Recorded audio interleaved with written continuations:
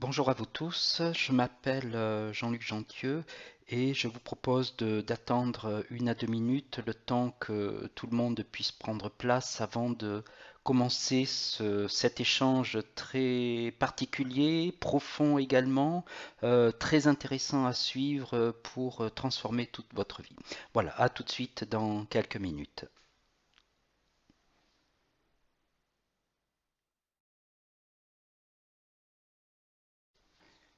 Voilà, alors si tout le monde est en place, je vais débuter cette présentation, comment devenir maître de sa vie. Il y a deux sites internet que vous voyez, www.lavoixducoeur.fr, ça c'est mon site personnel où il y a toutes les activités que je propose en termes de consultation, de formation, d'ateliers, d'accompagnement, de reconversion professionnelle. Et il y a le site de l'école dans laquelle je suis cofondateur avec Céline Landré qui est présidente et d'autres personnes dont ma compagne Antonella Derviso. Et, euh, et voilà, et c'est au nom de ces deux sites-là que que je fais la présentation. Comment devenir maître de sa vie? Alors, nous allons rentrer dans le vif du sujet. Et donc, d'abord, je vais dire quelques mots pour me présenter, hein, qui suis-je vraiment pour animer ce thème, parce que pour parler de la maîtrise de vie, il serait juste d'être maître de sa vie, et donc c'est normal que je me présente un petit peu pour que vous puissiez me découvrir. Alors pour moi, eh bien, j'ai eu une vie où vous me voyez en photographie avec Antonella Derviso, hein, ma compagne actuelle, où nous nous sommes reconnus en tant qu'âmes, avec une relation privilégiée de flammes jumelles. Et nous sommes engagés tous les deux en termes de conscience, de responsabilité de conscience, d'engagement de conscience, où notre fonction aujourd'hui, c'est d'accompagner toutes les personnes dans leur transformation personnelle afin de toucher l'aspect le plus profond, le plus juste, son propre alignement de vie, c'est-à-dire être à sa juste place dans sa vie aujourd'hui. Et donc, pour moi, j'ai une formation de technique et scientifique où j'ai, à partir d'un certain moment, arrêté mon métier en 2003 parce que cela me prenait trop de temps et il y a eu un concours de circonstances où j'ai pu choisir une autre direction et tout ce que je faisais depuis les années 1990, c'est-à-dire accompagnement de conscience, formation, consultation en énergétique, eh bien c'est devenu ma profession officielle donc en 2003. Et à partir de cette date, eh bien, j'ai construit une activité de telle sorte qu'elle puisse toucher à un besoin. Et à l'époque, pour moi, ce qui m'avait transformé ma vie depuis le début des années 90, c'était l'énergie Reiki. Et donc là, en l'espace de 6 mois, 9 mois, à partir du premier degré Reiki, toute ma vie s'est transformée. Donc j'ai décidé d'aller plus loin, de faire le second degré, de faire la maîtrise Reiki. Et depuis plus de 20 ans, j'enseigne en tant que maître Reiki. Aujourd'hui, eh bien, j'ai créé un site qui s'appelle La Voix du Cœur et là vous découvrez mon nouveau logo. La Voix du Cœur est descendue du ciel pour me pousser à créer euh, sur Internet ce site avec le message que le passage obligé, c'est l'état cœur conscient, donc c'est la voix du cœur. Et aujourd'hui, eh bien, je me présente en tant que centre de formation parce que je bénéficie d'un numéro d'agrément formation en passant par une structure de portage salarial. Et donc, ça permet aux personnes qui ont besoin d'un financement pour leur formation d'en profiter. Donc là, vous voyez, il y a consultation et formation, donc j'accompagne dans, euh, dans le développement personnel pour les personnes qui sont en démarche de mieux se connaître et se découvrir. Donc ça, c'est essentiellement en consultation individuelle. Reiki, tout degré est la maîtrise. Donc ça, c'est premier degré, deuxième degré, troisième degré, maîtrise enseignante. Donc ça, c'est depuis plus de 20 ans que j'enseigne Reiki. L'énergie quantique, l'énergie, donc l'énergétique, ça fait plus de 25 ans que je forme et ça fait l'énergie quantique, ça fait plus de 3 4 ans où je trempe dedans dans cet aspect de multidimensionnalité et de transformation profonde de qui nous sommes. Massage MRD, c'est un aspect qui est descendu par canalisation, par inspiration et qui signifie massage Reiki dynamique. Ça vient stimuler et mettre en résonance notre énergie profonde. L'art du toucher conscient, c'est faire partager là où j'en suis aujourd'hui dans la façon d'entrer en contact avec la matière, en l'occurrence les corps, et qu'est-ce qui se passe lorsqu'on est en contact avec un corps. Donc c'est initiation au massage, c'est l'écoute dans tout ce qui est lecture de mémoire cellulaire, réinformation cellulaire, ce sont tous ces aspects-là. Éveil à la nouvelle terre, c'est un aspect de conscience où j'amène tous les éléments nécessaires d'alchimisation personnelle, d'alchimisation du cœur, d'alchimisation de sa place dans la vie aujourd'hui, son action, son pouvoir, et d'alchimisation bien entendu de conscience. Et donc c'est l'alignement cœur, conscience, hara qui permet d'accéder en stabilisant cet état d'alignement à ce qu'on appelle au nouveau paradigme, à la nouvelle terre.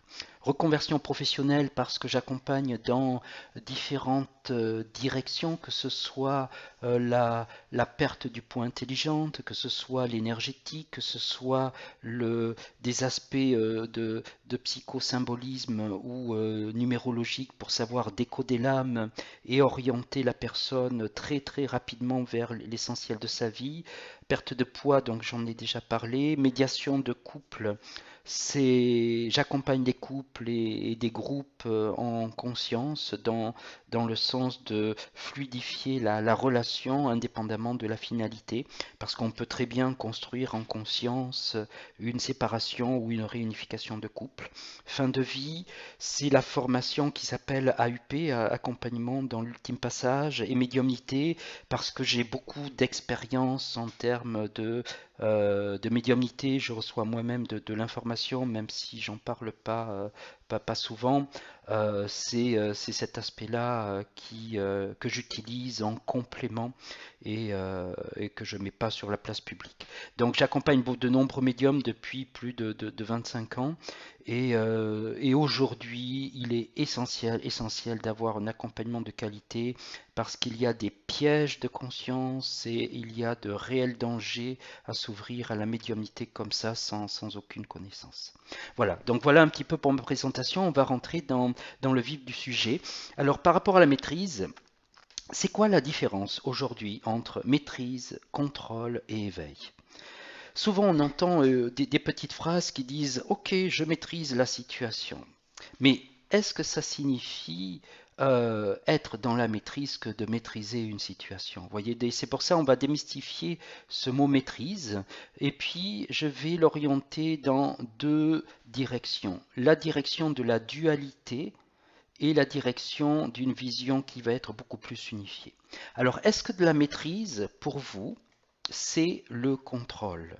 Est-ce que maîtriser une situation, c'est contrôler une situation, ou est-ce que être dans la maîtrise, c'est autre chose qui n'a rien à voir avec tout cela? Je vais vous aiguiller un petit peu et je vais vous donner quelques indications. Voilà, je vais vous donner un mot-clé qui commence par A, qui finit par L, qui a un certain nombre de lettres, et ce mot-clé représente ce qu'est réellement l'état de la maîtrise. Car la maîtrise, ce n'est absolument pas le contrôle, c'est tout à fait l'opposé du contrôle. Alors, qu'est-ce que ça pourrait être bien, ce mot, selon vous? Je vous laisse chercher quelques secondes et puis je vais vous aider parce que c'est pas facile que de trouver ce mot. En fait, je me suis rendu compte. Voilà. Donc quelques secondes et va apparaître la solution. Voilà, le tic-tac se termine et voici la solution. Il s'agit de l'accueil. La maîtrise ne fait pas référence au contrôle. La maîtrise fait référence à un état qui est l'état d'accueillir ce qui est dans l'instant présent. Et je vais détailler cela tout au long de la présentation. Alors, souvent dans le contrôle, on utilise le mental pour être dans un aspect de contrôle, mais il y a une rigidité qui, au contraire, nous fait subir la vie, parce que nous sommes à contre-courant et nous ne sommes pas dans la bonne direction. Et donc, il y a la volonté qui est utilisée en lien avec le mental. Ce qui en découle, mental plus volonté, c'est l'action, c'est le faire. Et il y a une perte d'énergie parce que il y a tout le temps une notion de rapport de force et d'adversité. Quand il y a de l'aversité, c'est que je suis dans une notion de dualité qui entraîne à un niveau ou à un autre un état de séparation qui crée des tensions, qui crée des pertes d'énergie, des souffrances et de la fatigue. Eh bien, toute cette partie-là, c'est ce qu'on appelle la conscience 3D, c'est de l'anesthésie de conscience. Cette anesthésie de conscience, eh bien, elle entraîne de la fatigue, du stress, voire des dépressions, parce qu'il n'y a pas de références qui font vibrer la vie dans une dimension du contrôle, en fait. Maintenant, nous allons comparer à l'autre direction qui n'est pas la dualité séparative, liée au contrôle, ça va être quelque chose qui correspond plus à une dualité unifiée. Dans la dualité unifiée, elle est toujours là, la dualité, seulement je ne suis pas en train de subir, je ne suis pas en train de forcer, je suis dans le même mouvement que la vie me porte et je porte la vie, et je suis dans une phase de co-création de la vie. Cela, ça entraîne, comme je l'ai dit, l'accueil de ce qui est. Ça ne correspond plus au faire comme ce qui est sur la gauche, ça correspond à l'être en mouvement. L'être en mouvement fait qu'il y a une intégrité de tout mon être qui se met en mouvement et cette intégrité crée le même résultat quand il y a quelque chose à accomplir, mais cela n'induit aucune séparation dans tout ce que je suis en fait. Et bien entendu, plutôt que l'adversité liée au contrôle, eh bien, il va y avoir un état de fluidité, un état d'unification qui se traduit par une grande cohérence entre l'intérieur, l'extérieur, entre la vie et moi. Pas de séparation. Ça, c'est de la conscience, parce que ça ne peut pas être vécu sans conscience. Et donc, qu'est-ce qu'il en résulte? De l'énergie disponible, de la sérénité, et de la joie.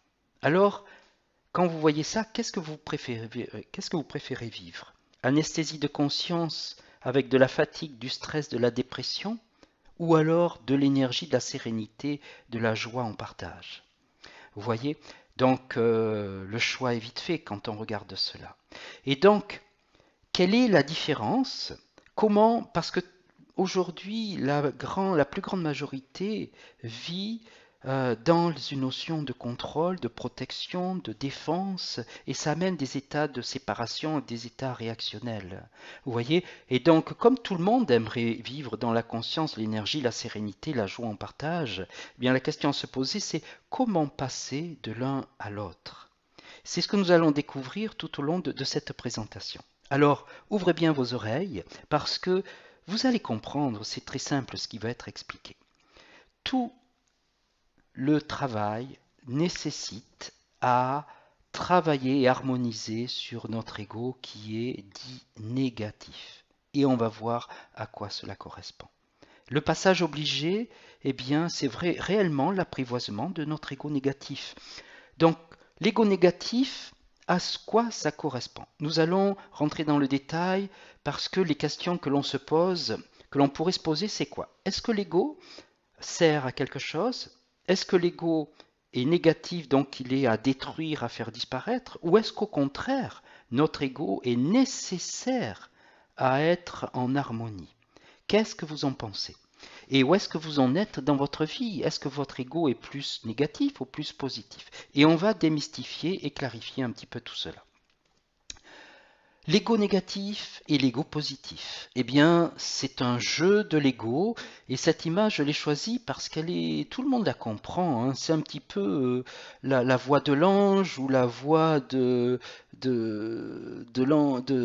diable un peu intérieur et sont ces voix différentes qui peuvent nous faire basculer dans un sens dit positif ou dans un sens dit négatif, bien sûr, vu d'un point de la dualité.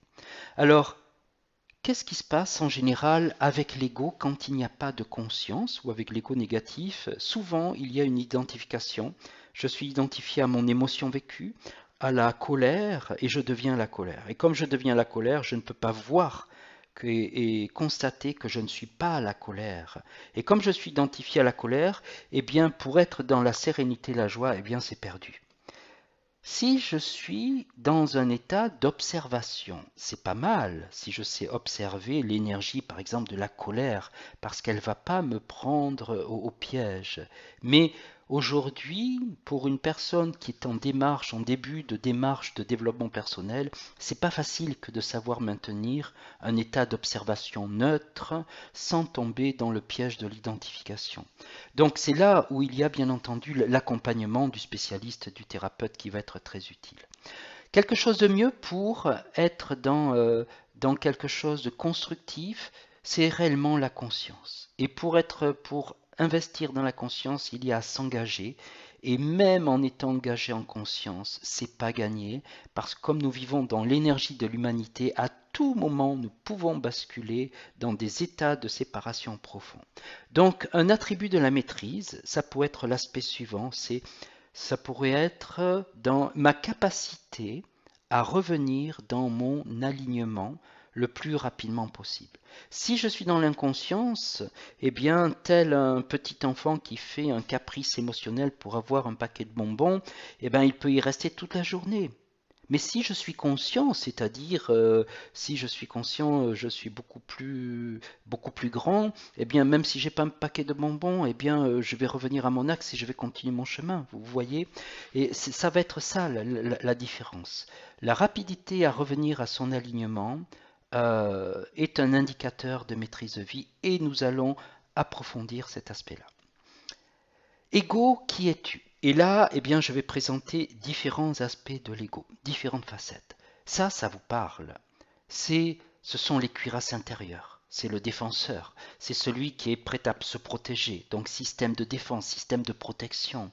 Je pense que ça parle à tout le monde parce que avec ce système de défense et de protection, nous ne sommes pas authentiques. Et comme nous ne sommes pas authentiques, eh bien c'est une façon de nous protéger. Il n'y a pas d'atteinte à notre profondeur de l'être, sinon nous serions trop vulnérables, a priori. Alors ça, c'est un autre aspect de l'ego qui concerne plus les émotions.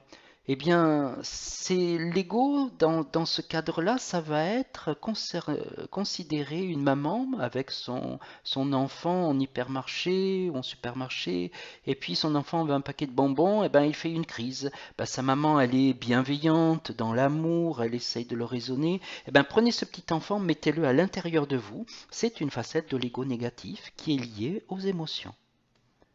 Un autre aspect plus lié à l'intellect, au mental, ça va être la capacité à argumenter, la capacité à échafauder des idées les unes après les autres pour contredire, pour convaincre, etc.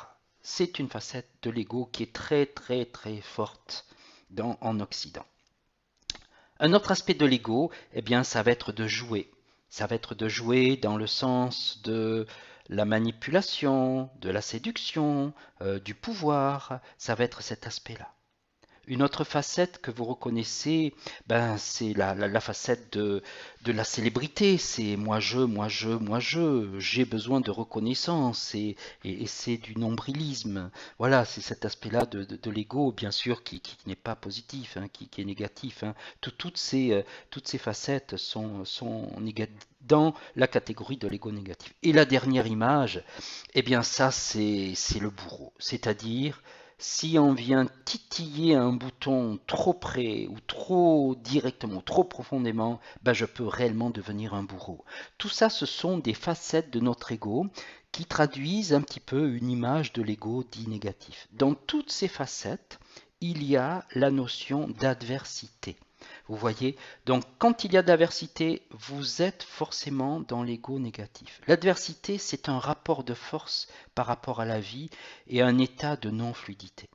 Maintenant, nous allons voir et comparer à l'ego dit positif. Autant l'ego négatif est dans la notion de séparativité et d'adversité, autant l'ego dit positif est dans la notion de l'unification de la dualité. Alors, j'ai symbolisé ça sous forme de 4 flèches. Le corps humain est sous forme de croix. Les bras à l'horizontale passent par le cœur et notre verticalité, eh bien, elle est aussi bien en contact avec la terre, nos circuits d'enracinement sont les jambes, et nous sommes également en contact avec les plans célestes, et ce circuit d'enracinement céleste, eh bien, c'est la couronne. Alors, pour être dans une notion d'unification, il y a à considérer que l'âme, c'est une polarité qui est dite féminine. L'ego, quand il est positif et transparent, il est plus en train de réagir, il est plus en train de créer une force à contre-courant, eh bien, il crée une force d'accompagnement. L'ego positif devient la polarité masculine qui est le meilleur serviteur de l'âme pour l'aider à imprégner la matière qu'est notre corps. Dans l'ego négatif, l'ego laisse peu de place à l'intégration de l'âme. Dans l'ego positif, l'ego laisse toute la place et est le meilleur serviteur de l'âme. Donc c'est le premier mariage, c'est un mariage de la verticalité entre nos deux polarités du féminin et du masculin. Et donc nous en déduisons que si l'ego n'est pas transparent, n'est pas apprivoisé, eh bien, nous sommes complètement dans un état de séparation et nous ne facilitons pas notre évolution d'âme incarnée. L'âme, quand elle imprègne la matière, notre corps, eh bien, qu'est-ce qu'elle va faire? Elle va se déployer à l'horizontale dans les deux polarités du masculin et du féminin. Et donc, qu'est-ce que ça va donner concrètement au niveau des comportements? Ça va donner une personne qui sait danser dans la vie, qui sait s'adapter, qui sait accueillir la vie, qui est dans la joie, qui ne sait pas être rigide avec un planning, qui sait accueillir de façon très fluide tout imprévu et qui va jouer avec la vie. Et donc, c'est là où l'on voit que l'âme déploie ses polarités du masculin et du féminin, et tout ce travail, eh bien, c'est la conséquence d'une alchimisation de notre ombre, de ce qu'il y a à transmuter, et ça se passe dans notre cœur. Ça se passe dans notre cœur, c'est la nécessité de base, c'est nécessaire, mais c'est pas suffisant. Il est nécessaire d'associer à notre cœur la conscience, de façon à ce que ce soit de l'amour conscient, et il est nécessaire d'associer de la puissance et du mouvement au niveau du hara. Et c'est ça cet alignement cœur, conscience, hara, qui est le centre, le chakra situé en dessous du nombril, qui crée un état particulier qui s'appelle le pouvoir du cœur conscient, ou le mouvement du cœur conscient. Alors, qu'est-ce qui vous concerne dans les deux parties? Où en êtes-vous en pourcentage dans la partie de l'ego négatif et la partie de l'ego positif? Voilà. Je vous laisse avec cette question et nous allons poursuivre. Qu'est-ce qui apparaît dans l'ego négatif? Eh bien, il apparaît que c'est un état de non-amour. Pourquoi? Parce qu'il y a un état de séparativité, d'adversité. Alors que dans l'ego positif, unification, eh bien, on retrouve un état d'amour. Ok? Nous allons poursuivre. Nous allons voir maintenant une autre façon de parler de l'ego de façon énergétique. Nous avons différents corps subtils, dont 7, le corps éthérique, émotionnel, mental, astral, supraastral, céleste et lumière. Et nos 3 premiers corps, éthérique, émotionnel, mental, constituent la partie de notre ego. cet ego a une dimension énergétique et quand notre ego est négatif, eh bien ces corps énergétiques sont obstrués, sont encrassés. Et du fait qu'ils soient encrassés, ils vont rentrer en interaction rigide, en mode action-réaction, avec la couche qui est juste au-dessus du corps mental, qui est la couche de l'inconscient personnel, où il y a tout ce qui n'est pas résolu dans notre vie et les mémoires des soi-disant anciennes vies. Et au-dessus de cette couche de l'inconscient personnel, il y a une couche qui concerne l'inconscient collectif qui vient alimenter constamment par loi de résonance notre inconscient personnel par tout ce que nous n'avons pas résolu. Et au-delà, juste au-delà, il y a le corps des mémoires dans lequel il y a toutes les mémoires de tout ce que nous n'avons pas résolu au niveau de toutes nos vies précédentes. Donc, le corps des mémoires s'appuie, fait vibrer le corps de l'inconscient en puisant l'énergie parce qu'il est relié à l'aspect de l'inconscient collectif, et tout ça met en résonance des aspects de même nature au niveau du corps mental, du corps émotionnel, du corps éthérique. Ça crée une sorte de brouillard dans les trois premiers corps, et ce brouillard fait que nous ne pouvons pas être conscients de la réalité et nous tournons en rond dans des scénarios qui vont traduire une notion de séparation, une notion d'adversité. Ça va entraîner des tiraillements, ça va entraîner des tensions au niveau physique, émotionnel, mental, énergétique, relationnel, etc. L'ego négatif, eh bien, il est tumultueux et il dessert l'âme dans son évolution. Il empêche l'âme de vraiment intégrer tout ce que nous sommes dans notre matière. Il empêche l'âme d'intégrer complètement notre corps. Et donc tout ça, c'est parce que derrière, il y a une ignorance de connaissance, une ignorance de conscience. Si nous ne savons pas comment nous fonctionnons dans nos distorsions, nous ne pouvons pas évoluer. Tout ça concerne l'ego négatif. L'ego positif, lui, eh bien, il est transparent et il est le meilleur serviteur de l'âme. Le meilleur serviteur de l'âme, pourquoi? Parce qu'il va permettre l'âme, accompagner l'âme à intégrer la matière que nous sommes et il va l'aider dans le déploiement des polarités du masculin et du féminin à interagir dans la matière. Tout ça grâce à notre ego. La condition, c'est qu'il soit transparent. Pourquoi je parle de transparence de l'ego? C'est parce que c'est en lien avec nos trois corps énergétiques, le corps éthérique, le corps émotionnel, le corps mental, et comme ces corps, quand on est dans l'ego distorsionné, l'ego négatif, ils sont obstrués, ils sont chargés, eh bien la lumière ne peut pas traverser. Et donc j'ai fait une petite image pour que vous puissiez bien comprendre.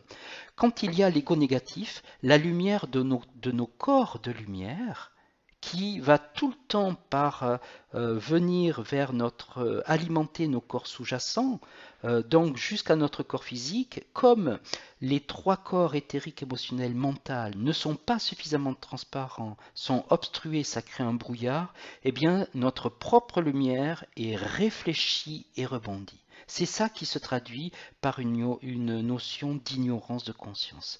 Alors que quand l'ego est positif, cela signifie qu'il est transparent. Comme il est transparent, eh bien la lumière de nos corps de lumière peut traverser et venir atteindre jusque notre corps physique de façon à réinformer jusqu'à l'ADN. Et donc ça signifie que nous n'avons pas d'autre choix si nous souhaitons évoluer en conscience que de transformer, transmuter, apprivoiser notre ego négatif. Exemple, là je vais vous donner quelques exemples de travail sur l'ego parce que jusqu'à maintenant je vous ai parlé de l'ego négatif, de l'ego positif, une façon de passer, ce qui serait bien de passer de l'ego négatif à l'ego positif pour évoluer. Maintenant je vais vous donner des aspects plus concrets que je propose, que j'agis en consultation et en formation. La première chose concerne la prise de conscience de qui je suis. À partir du moment où je comprends qui je suis, dans mes fonctionnements de l'ego, des émotions, du mental, dans mes blessures, dans mes schémas. À partir du moment où je suis conscient de ça, alors je peux commencer à les déconstruire. Et quand je reçois une consultation individuelle, eh bien, dans la consultation de 2 heures, je décris je décris à la personne très précisément ce pourquoi elle est faite sur Terre. Nous allons dans l'évaluation de la transparence de l'ego. Je donne un programme de travail pour déconstruire l'ego. Et ensuite, j'imprègne l'aspect de l'état idéal dans un soin que j'appelle ASI, l'alignement à sa signature identitaire. Et ça crée une grande transformation dans la personne. Alors bien entendu, ce n'est pas en une séance que l'on peut transformer toute notre vie. Cependant, en l'espace de 6 à 10 séances, selon le niveau de conscience de la personne, il y a une énorme transformation de vie qui amène la personne jusqu'à une autonomie de façon à ce qu'elle puisse continuer par elle-même par la suite. Voilà. Donc le premier aspect, c'est de comprendre qui je suis de façon à pouvoir être conscient de ce que j'ai à transformer. Ensuite, quand je comprends qui je suis et que je sais qui je suis, j'ai à m'aligner à qui je suis. Et donc c'est dans l'alignement avec qui nous sommes que nous allons réaliser ce pourquoi nous sommes faits sur Terre. Et ça, c'est dans un soin qui s'appelle l'alignement à sa signature identitaire. Hein. Vous pourrez prendre des brochures, il y en a à portée de main, demandez à Isabelle qu'elle vous en montre. Eh bien, ça concerne vraiment s'aligner à notre identité profonde. Ce soin, c'est une reconnexion profonde qui permet de reprendre contact, de renaître à soi, dans le sens d'aider le corps à se désinformer de tout ce dont il n'a plus besoin et de l'aligner à tous ses potentiels. Une fois que je sais qui je suis, que je m'aligne à qui je suis, il est essentiel de maintenir cela dans le temps par le côté systématique de déconstruction. Déconstruction des aspects négatifs de l'ego, et ça ne se fait pas facilement, ça ne se fait pas rapidement dans le temps. Et ce n'est que par un travail qui est répétitif, qui est dans l'engagement de conscience, qui va faire que en accompagnement, en étant accompagné par un thérapeute énergéticien, par exemple, ça permet vraiment de gagner beaucoup de temps parce qu'il va donner, ce thérapeute va donner des repères de transformation dans tout ce qui est à transmuter, à alchimiser, qui est dit négatif. Pour moi, ce que je fais, je donne des devoirs, je donne des exercices entre 2 consultations, de façon à ce que la personne s'approprie l'énergie de la consultation entre deux et revienne ensuite investie dans une transformation d'elle dès la 2e consultation où nous pouvons aller énormément plus loin et plus rapidement dans l'accompagnement, dans la transformation. Un autre aspect qui est essentiel, ça va être l'élévation du taux vibratoire. Je ne peux pas me transformer en conscience si je ne sais pas élever mon taux vibratoire. Alors comment élever son taux vibratoire? Eh bien, c'est par rapport à la nourriture de tous les sens. La vue, le toucher, l'ouïe, l'odorat, l'écoute sont tous ces aspects-là. Je vous donne un exemple. Imaginez que je regarde un film à la télévision. Si je regarde une série télévisée où il y a 10 meurtres en 5 minutes, j'exagère un peu, mais pas tout à fait, vous voyez, c'est pas ça qui va nourrir mon taux vibratoire. Comparez ça, je regarde un reportage sur la, je sais pas, sur un reportage qui concerne la terre, les éléments, les animaux, eh bien, il va y avoir une autre vibration. D'un côté, il y a la non-vie, de l'autre côté, il y a la vie. Vous voyez, c'est ça la nourriture de la vue. Pour l'alimentation, c'est pareil. Comment je mange? De quoi je me nourris? Est-ce que je me nourris, par exemple, de cadavres, la viande? Est-ce que je me nourris d'aspects vivants, comme par exemple les graines germées, des fruits, des légumes? Vous voyez, tout ça va faire que mon taux vibratoire, ma sensibilité, elle va chuter ou elle va s'élever. Voilà. Après, il y a l'ouïe. L'ouïe, eh bien, c'est qu'est-ce que j'écoute? Qu'est-ce que j'écoute? Et là, je peux écouter une musique qui nourrit la vie ou une musique qui détruit la vie, qui détériore la vie. Parce que nous sommes formés à plus de 70% d'eau et l'eau, eh bien, elle s'imprègne du milieu dans lequel elle se trouve. Et donc c'est Monsieur Emoto, ce monsieur japonais, qui a fait des photographies lorsque l'eau change d'état, passe de l'état liquide à l'état solide, et il a photographié la cristallisation de l'eau. Et les plus belles cristallisations qu'il a photographiées, c'est avec le mot amour et le mot merci. Vous voyez? Et donc, il y a une expérience qui a été faite sur le riz, où un riz qui est cuit, il a été fermé dans trois bocaux.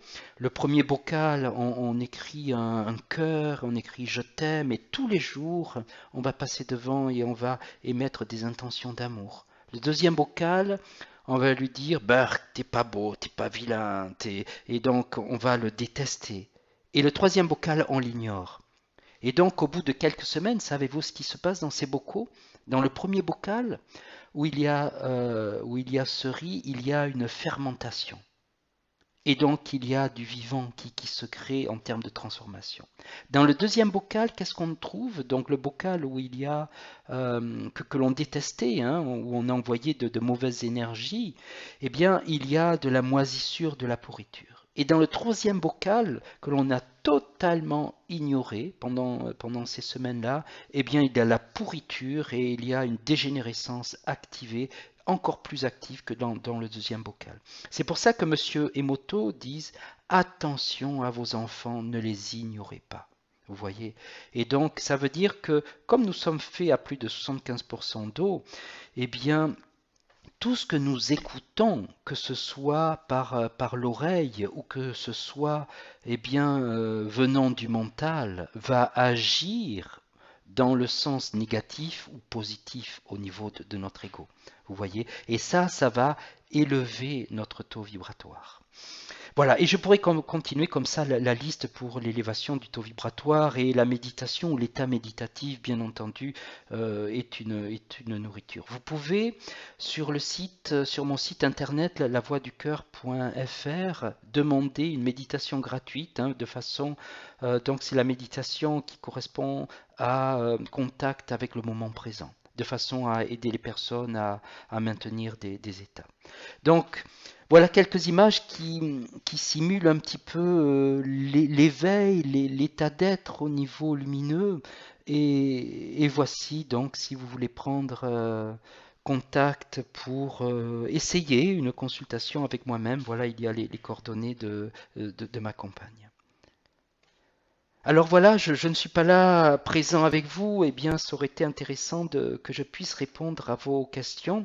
Cependant, si vous avez des questions, eh bien n'hésitez pas à les envoyer par email à info@lavoixducoeur.fr ou bien n'hésitez pas à les envoyer à SMS à ma compagne qui me les transmettra. Son téléphone, c'est le 06 33 75 97 79. Sachez que je reçois en présence, en cabinet, donc chez Isabelle au Vésinet, à Paris, à Lyon, à Avignon, à Toulon, à Aix-en-Provence, à Montpellier. Et je peux aussi consulter par Skype où on peut faire tout un accompagnement de transformation de l'ego. Voilà, à vous de choisir si vous souhaitez explorer cette voie. Sachez que c'est un passage obligé de transformation qui peut vous faire gagner des années, voire des dizaines d'années. Et pour toutes les personnes qui sont là au niveau euh, de, de cette présentation, hein, chez Isabelle, je leur ferai un petit cadeau, entrer en contact avec moi pour savoir qu'est-ce que je peux vous faire comme petit cadeau si je ne vous ai pas comme client. Pour tout nouveau client, eh bien, je ferai une petite réduction ou un petit cadeau de façon à vous inviter à creuser et à aller un petit peu plus loin dans votre transformation de vie. Voilà, je vous remercie beaucoup et j'ai hâte de vous rencontrer de façon à pouvoir vous faire découvrir cette grande aventure de l'éveil de conscience. Je vous remercie et à très très bientôt. Au revoir.